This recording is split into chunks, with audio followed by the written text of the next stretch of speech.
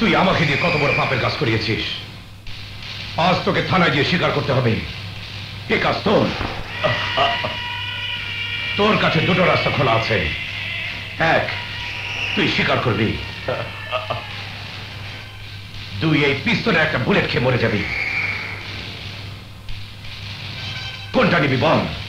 আমাকে মেরো না, আমাকে মেরো না বাচ্চা। আমি সব জায়গায় স্বীকার করবো এই কাজ আমি করেছি।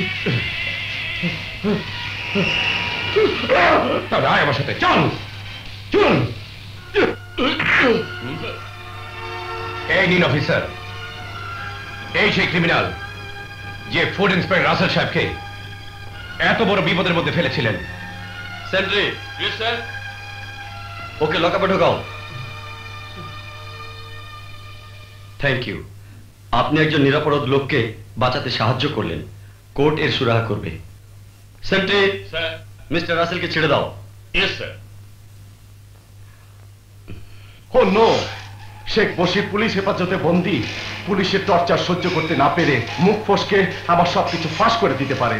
চিনি আনতে হবে, নয়তো পৃথিবীর বুক থেকে সরিয়ে দিতে হবে সারা জীবনের জন্য। ভাইয়া, এটা বড় কঠিন কাজ, তোমার এসব লোকজন দিয়ে হবে না। ভাই, আর সেজন্যই আমরা এই কাজটা করব। সাপও মরে যাবে, লাঠিও ভাঙবে না।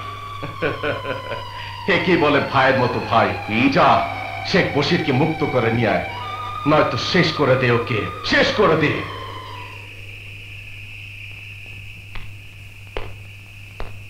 আসসালামু আলাইকুম। ওয়ালাইকুম আসসালাম। আমরা একটু ওসি সাহেবের সাথে দেখা করব। উনি তো এখনো অফিসে নাই, আপনারা বসেন। আচ্ছা। হ্যাঁ, আসসালামু আলাইকুম। ওয়ালাইকুম আসসালাম।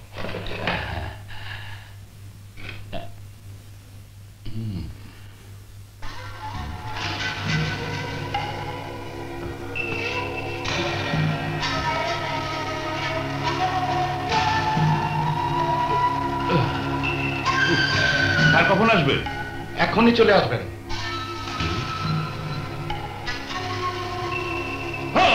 কালাম, আসছি ভাইয়া, জলদি আয়। আসছি ভাইয়া।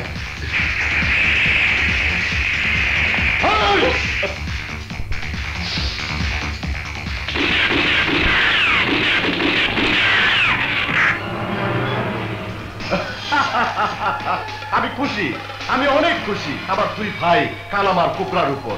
কি বলো পণ্ডিত, তুমি খুশি না? রাম রাম রাম রাম, একেই বলে রক্ত।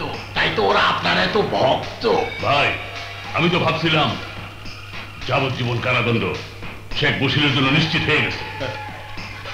থানা হাজার থেকে ছুটিয়ে আনা তোদের কাছে সামান্য ব্যাপার মাত্র। পুলিশ যদি তাকে না মারতো তাহলে আমি তাকে মেরে ফেলতাম। একজন ওয়ান্টেড আসামিকে দুর্বৃত্তরা থানা হাজত থেকে নিয়ে যাচ্ছিল, আর তোমরা তাকে গুলি করলে। This is our departmental Prestige concern. তোমরা আরো সিরিয়াস হও, নয়তো উপরের অর্ডারে সবাইকে কাটতে হবে।